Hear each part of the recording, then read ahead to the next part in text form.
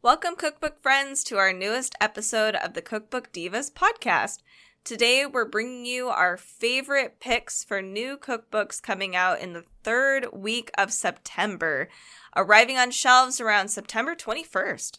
If you enjoy hearing about new cookbooks, be sure to stop by our cookbook blog at cookbookdivas.com, where we bring you lots of cookbook news. We also cover vintage and older cookbooks as well, especially mid-century ones. But for today, we have lots of tempting new cookbooks to talk about. So it's going to be really difficult to keep our book budgets in check this month. Yeah. Let me start us off with American Girl Tea Parties. Delicious sweets and savory treats to share by Weldon, Owen.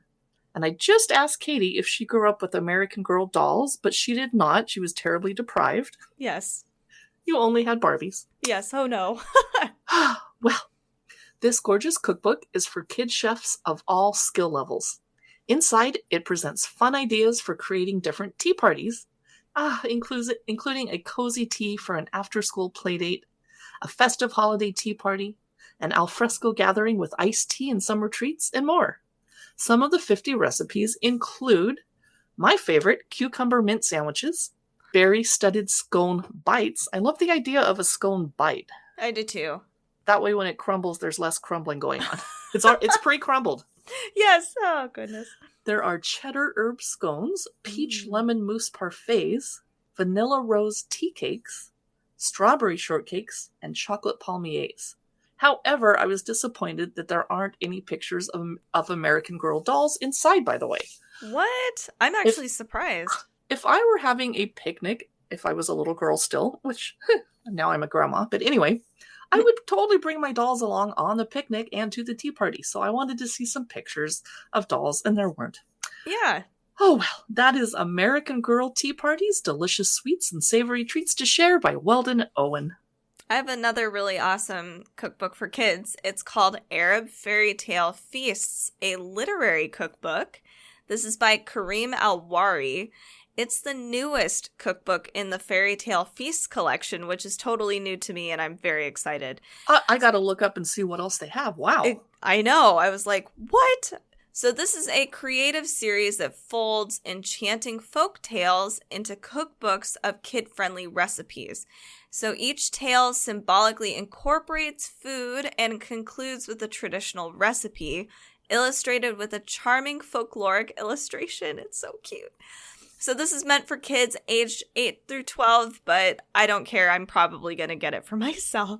I need one too. Save one for me. I will. So that is Arab Fairy Tale Feasts, a literary cookbook by Karim Alwari. My next book that's coming out the third week of September is something I totally need. It's Bake Class Step by Step. Recipes for Savory Bakes, Bread, Cakes, Biscuits, and Desserts by Anneka Manning. It's another British baking book. This one helps us master the 10 fundamental mixing methods that provide the foundation for all baking recipes. I didn't know there were 10 mixing methods. No. So the chapters include the measure and beat method, the measure and mix method, which I'm assuming would be like cornbreads where you're not getting any beaters anywhere near that cornbread, the whisking egg whites method, the creaming method, and the rubbing in method. Okay, what? Yeah, I love kneading, so I might skip ahead to the kneading method chapter because I just really like getting my frustrations out on a big hunk of dough, I guess. I love step-by-step photos. I really rely on them. I must be a visual learner. Yeah, so I'm looking forward to checking out Bake Class Step by Step by Anneka Manning. Next up, we have the cookbook Beat Bobby Flay, Conquer the Kitchen with 100+ battle-tested recipes, a cookbook. This is obviously by Bobby Flay and 2 co-authors. So, do you think you can cook better than Bobby Flay? Put your kitchen skills to the test and cook alongside Bobby and his competitors with more than 100 recipes from the hit show. I know I can't cook better than Bobby Flay, but I will totally check out this cookbook if it has some vegetarian options. But I'm laughing that the word battle is in the title. Ooh, it's getting kind of violent. Woo! Hey, it does have vegetarian options. So I'm seeing recipes for a mushroom and goat cheese chili relleno. Oh, that sounds so good. There's saffron fettuccine. There's also a spaghetti carbonara you could probably make without the meat. And of course, all the dessert recipes are no meat. So basically pasta and sugar. Well, okay, those are delicious. I will check this out. Yeah, they're my favorite. I don't see a problem with the pasta and sugar. I'm along the ride with you. But there's also a lot of meat and seafood options too.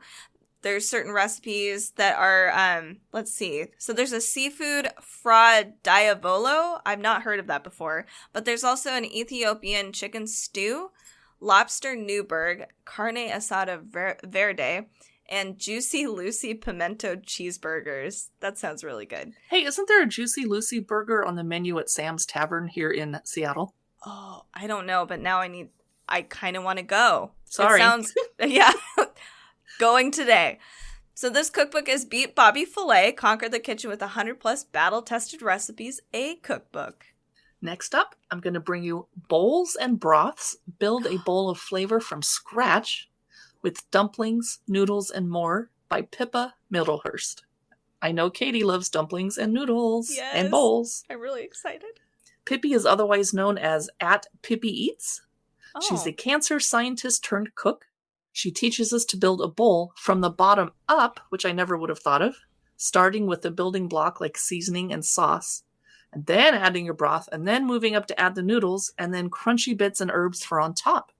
She teaches us the science of broth, then moves on to chapters for noodles, hot pot, which I love, and I have some very kind Chinese friends that will specifically make 2 hot pots when they invite us over, one for the vegetarians at the other end of the table, and one for the meat eaters. That's so nice.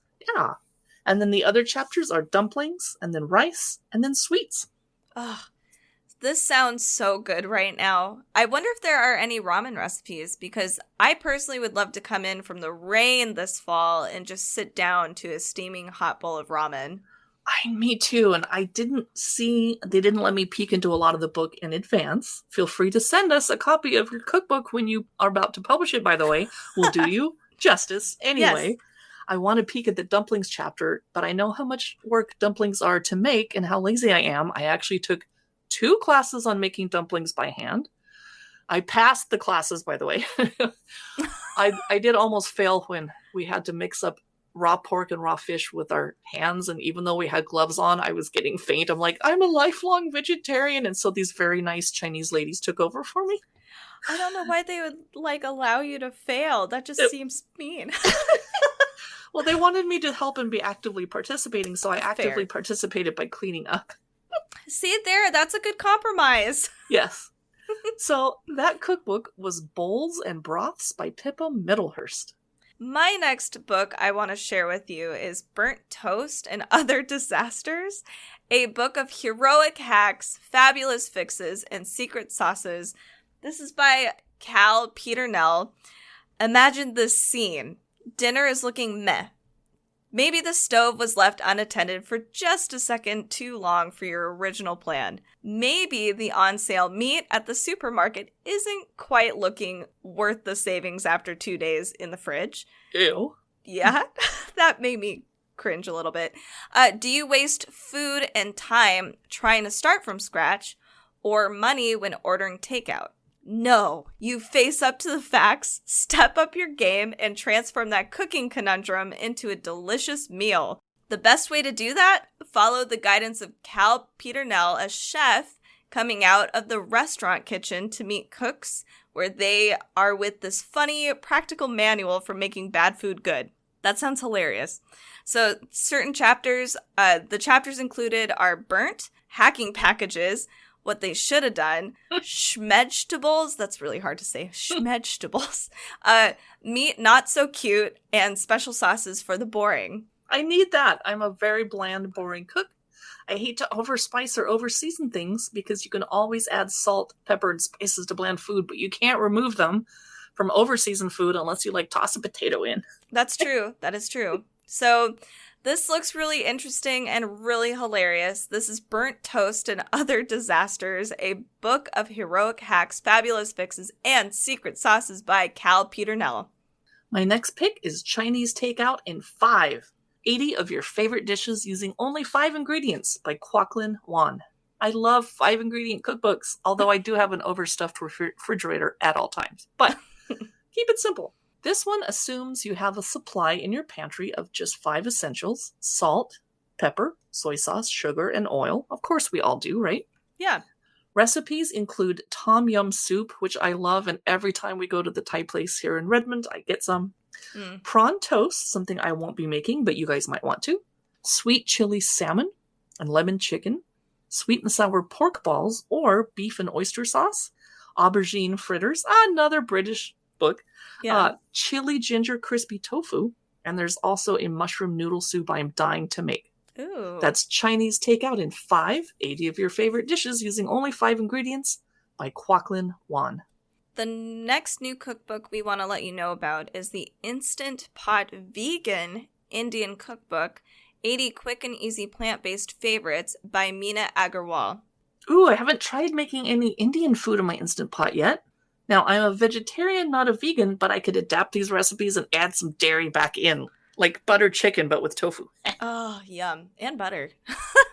Let's take a peek inside. So some of these chapters include the vegan Indian kitchen, dals and bean dishes, rice dishes, curries, favorites reimagined, desserts and basics. I am intrigued by the sweet and sour lentils recipe. Ooh. It sounds, interesting. And I want to try a South Indian lentil stew and red kidney bean curry. Super good. And of course, this cookbook includes recipes for classic like chana masala and vegetable biryani, which I'm dying. I'm already hungry. Have you pulled your Instant Pot out yet? Because I put mine away for summer and I need to get it back out. Exactly. It's like this morning it was cold enough where I was like, holy cow, I need to turn on my heat. And it's turning into Instant Pot season. I'm very excited. So this is the Instant Pot Vegan Indian Cookbook by Meena Agarwal. My next cookbook is Lemon, Love, and Olive Oil by Mina Stone. She's a Greek-American from New York who previously wrote Cooking for Artists. Ooh. Stone teaches us that almost any dish can be improved with judicious amounts of lemon, olive oil, and salt. I'm thinking she's not wrong. No, not at all. Yeah. She celebrates her grandmother and the other influences that have shaped her life, her career, and her culinary tastes and expertise. Lemon, Love, and Olive Oil weaves together more than 80 Mediterranean-style dishes with the stories that inspired them. That's really sweet, and we're always reading about cookbook authors that were inspired by their grandparents' cooking. Yeah. I'm wondering if, in general, parents are too busy raising us and working and paying for everything and taking care of the old people to teach us to cook. But our grandparents have time because they're retired. Is that part of it? I'm wondering about mine was a little different. My dad actually did teach me how to cook a lot of things, and I didn't really get a lot of the cooking thing from my grandparents, but and you spent a lot of time with your grandparents. Yeah. I did. There are certain things that I did learn from them, but not a whole lot. I guess we can't generalize. No. So, recipes include Syrian bulgur and yogurt with brown butter pine nuts. Oh, goodness. I just bought some pine nuts. That sounds so good. Persian figs with cardamom and rosewater. Ooh. Baby lettuces with toasted sesame seeds, mint, and Meyer lemon yogurt. Oh, wow. Hey, I have a Meyer lemon tree right now with Meyer lemons on it in my backyard. That's awesome. We're about to bring it inside for autumn and winter, though. Yeah. And the final recipe I wanted to let you know about was braised chickpeas with orange zest and garlic breadcrumbs. Yum. Wow. I have so many cans of chickpeas right now, too. Now, this book apparently has minimalist photography and original artwork inside. I'm a little worried as I'm a big fan of huge, colorful photos and cookbooks, not minimal. Yeah. But I can't judge because I haven't seen it. We'll let you know when we get our copy of this cookbook and review it over on YouTube. That's Lemon, Love, and Olive Oil by Mina Stone. I'm looking forward to that. My next cookbook is called Macedonia, the Cookbook, Recipes and Stories from the Balkans. This is by Katarina Nitsu.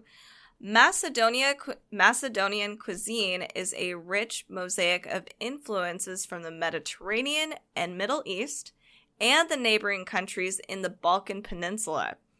It is known for its opulent family meals and the regional dishes play an important symbolic role in local traditions and family celebrations. I'm really excited. I've never experienced having Macedonian cuisine. It's very unique.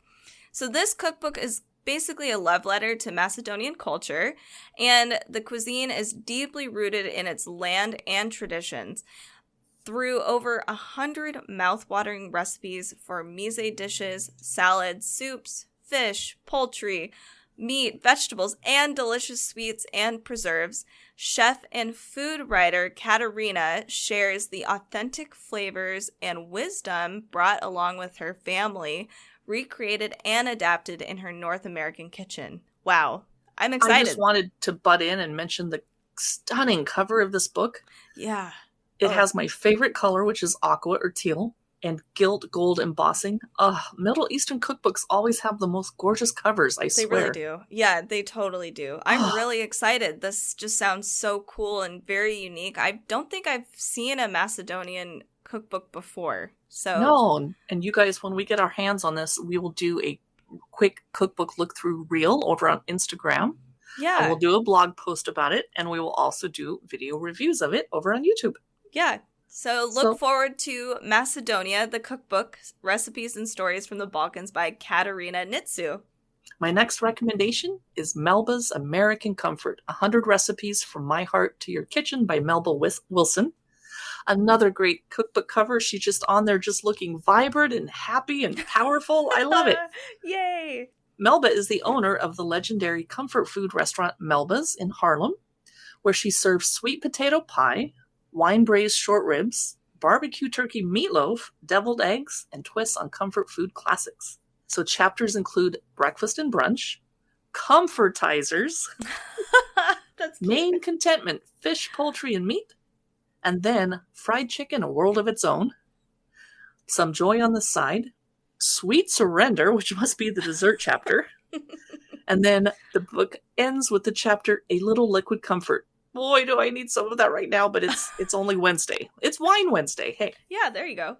I just peeked through this cookbook a little bit, wondering if Katie could adapt some of these to gluten-free and if I'd find enough vegetarian-friendly options. I really want to try Melba's buttermilk biscuits recipe. My boyfriend adores biscuits, and I see that hers uses cream cheese. Whoa. That's interesting. So, yeah, that must make it moist. I never thought of doing that. Just a little bit. It was like a quarter cup. Like, oh. Oh my God. So that is Melba's American Comfort, 100 Recipes from My Heart to Your Kitchen by Melba Wilson. My final book is Tasting Vietnam, Flavors and Memories from My Grandmother's Kitchen. This is by Anselin Hat. So Anselin presents the mouth-watering recipes for traditional Vietnamese home cooking collected by Ba, her maternal grandmother. This book is a homage to Vietnamese cuisine with its emphasis on fresh ingredients, bright flavor combinations, zesty sauces, and reputation for healthfulness with vegetables and salads at the center stage. And that's totally true. Like, I love Vietnamese cooking through all year round. It just always makes me feel good for some reason. So after exploring the cuisine's base recipes and mother's sauces, the book explores dishes organized by region. Included are classic variations of pho, quick pickled vegetables, robust salads, grilled and stir-fried meats, and fusion dishes like trendy banh mi sandwiches. So this sounds really awesome. This is Tasting Vietnam, Flavors and Memories from My Grandmother's Kitchen by Anselin Hat. My final book, and I hope you can hear it over the chainsaws being used by my gardeners, is Y'all Come Over, charming your guests with new recipes, heirloom treasures, and true Southern hospitality by Rebecca Lang. And I miss hosting indoors. Yeah, me too. Well, I'm hosting indoors tonight because my one bubble friend is coming over inside the house to watch TV with us. And she and my boyfriend are going to cook salmon. And I'm going to cook tofu for me. And we're going to eat together and watch TV. So Y'all Come Over is an invitation to embrace your inner host, prepare delicious plates, and create a fun, comfortable setting for any occasion with confidence and style. There are foolproof recipes for fresh, new Southern classics and timetables to make menu planning a breeze. From putting together the invite list to using family treasures to create a beautiful table. Well, we're going to be eating in front of the TV on the couch tonight. But anyway, excuse me. That She is also my helps table. helps you stock the bar for every budget and prepare a memorable meal in the kitchen. And she walks you through every step and gives friendly advice for every gathering and age group. Now, she divided her recipes into 8 menus, including a wedding shower, a casual porch drinks party, which we've been doing a lot of during the pandemic, Yeah. a summer barbecue, and a tailgate, among others. So that's Y'all Come Over, charming your guests with new recipes, heirloom treasures, and true Southern hospitality by Rebecca Lang. And that wraps up our little overview of the cookbooks we're excited about coming out the 3rd week of September 2021. We'll be back next week on the podcast to wrap up the final books coming out in September. And then October, I'm not sure what we're going to do because there's hundreds of interesting cookbooks coming out in basically Booktober. Wow, it's going to be crazy. So thanks for listening. If you're listening all the way through, we so appreciate it. And please don't forget to share our podcast with any of your friends that love cookbooks. And we'd love to get a review and rating over on Apple. And you can look at our cookbook review videos on YouTube. If you see something you like, please hit like and comment, because that'll help YouTube show you more of our videos. Thanks so much for listening. Bye.